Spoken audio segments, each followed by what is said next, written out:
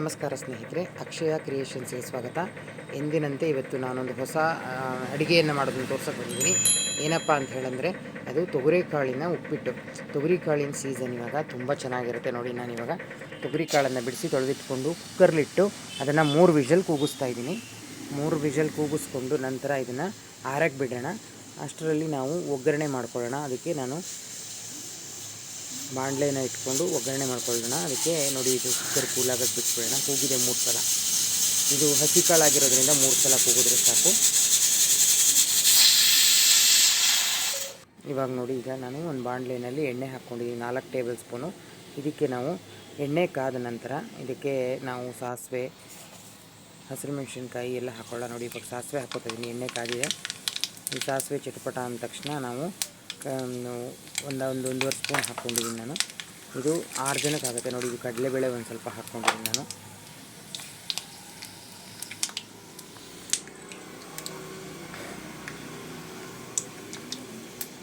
ಅವೆರಡು ಕಡಲೆಬೇಳೆನೂ ಸ್ವಲ್ಪ ಕಂದು ಬಣ್ಣಕ್ಕೆ ಬಂದ ಮೇಲೆ ನಾವು ಇದಕ್ಕೆ ಹಸಿರು ಮೆಣಸಿನ್ಕಾಯಿನ ಹಾಕ್ಕೊಳ್ಳೋಣ. ನಾನು 6 ಹಸಿರು ಮೆಣಸಿನ್ಕಾಯಿನ ಹೆಚ್ಚಿಕೊಂಡಿದ್ದೀನಿ, ಅದನ್ನು ಹಾಕ್ತಾಯಿದ್ದೀನಿ. ಇದು ಬಂದು 6 ಜನ ತಿನ್ಬೋದು ಅಷ್ಟಕ್ಕೆ ಮಾಡುವಂಥ ಕ್ವಾಂಟಿಟಿ ನಾನು ತೋರಿಸ್ತಾ ಇದ್ದೀನಿ.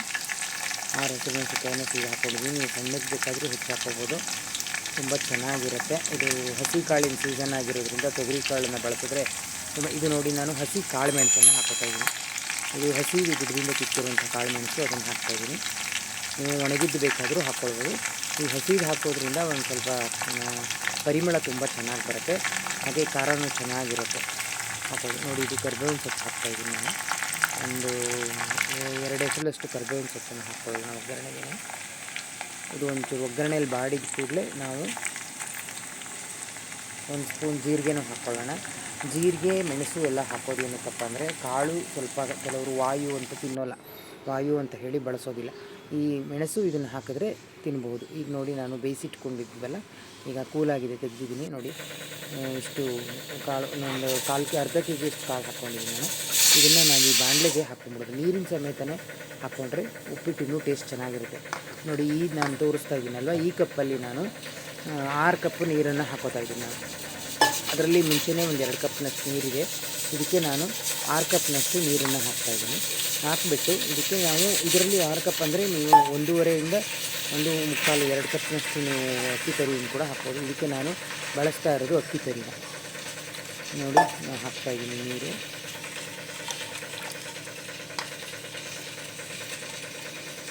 ಆಗಲೇ ಹೇಳಿದಾಗೆ ಮೊದಲೇ 2 ಲೋಟದಷ್ಟು ನೀರಿತ್ತು. ಇವಾಗ ಮತ್ತೆ ನಾನು ಹಾಕ್ಕೊಳ್ತಾ ಇದ್ದೀನಿ ನೀರು. ಇದನ್ನು ಹಾಕ್ಕೊಂಡು ಒಂದು ಚೆನ್ನಾಗಿ ಕುದಿ ಬೆರೆಗೆ ಬಿಟ್ಟಿರಬೇಕು. ಆವಾಗ ಕಾಳು ಎಲ್ಲ ಚೆನ್ನಾಗಿ ಹದವಾಗಿ ಎಲ್ಲ ಒಗ್ಗರಣೆಗೆಲ್ಲ ಸೇರಿಕೊಳ್ಳುತ್ತೆ.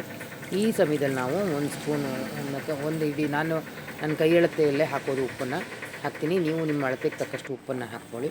ಹಾಕಿಬಿಟ್ಟು ಒಂದು ಸರಿ ಇದನ್ನು ಒಂದು ಕುದಿ ಬರೋಗಿ ಬಿಡೋಣ. ನೋಡಿ, ಕುದಿ ಬಂತು ಇವಾಗ. ಈಗ ನಾವು ಇದಕ್ಕೆ ತೆಂಗಿನ ತುರಿ 1 ಹೋಳು ತುರಿದಿಟ್ಕೊಂಡಿದ್ದೀನಿ ನಾನು, ಹಸಿ ತೆಂಗಿನಕಾಯಿ ತುರಿ. ಇದನ್ನು ಹಾಕೋದ್ರೆ ತುಂಬ ಚೆನ್ನಾಗಿ ಟೇಸ್ಟ್ ಚೆನ್ನಾಗಿರುತ್ತೆ. ನೋಡಿ, ಒಂದು ತೆಂಗಿನ ತುರಿ ಹಾಕ್ತಾಯಿದ್ದೀನಿ ನಾನು. 1 ಹೋಳು ತೆಂಗಿನ ತುರಿ ಹಾಕಿದರೆ ತುಂಬ ಟೇಸ್ಟ್ ಚೆನ್ನಾಗಾಗತ್ತೆ.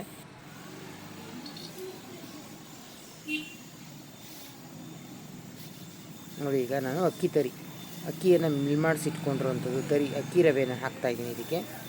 ಅಕ್ಕಿ ರವೆ ಮತ್ತು ಹಸಿ ಕಾಳು ಉಪ್ಪಿಟ್ಟುಗಳಿಗೆ ತುಂಬ ಚೆನ್ನಾಗಿರುತ್ತೆ. ರವೆಗಿಂತ, ಗೋಧಿ ರವೆಗಿಂತ ಅಕ್ಕಿ ತರಿ ರವೆ ಚೆನ್ನಾಗಿರುತ್ತೆ. ನೋಡಿ, ಹಾಕಿದ್ದೀನಿ.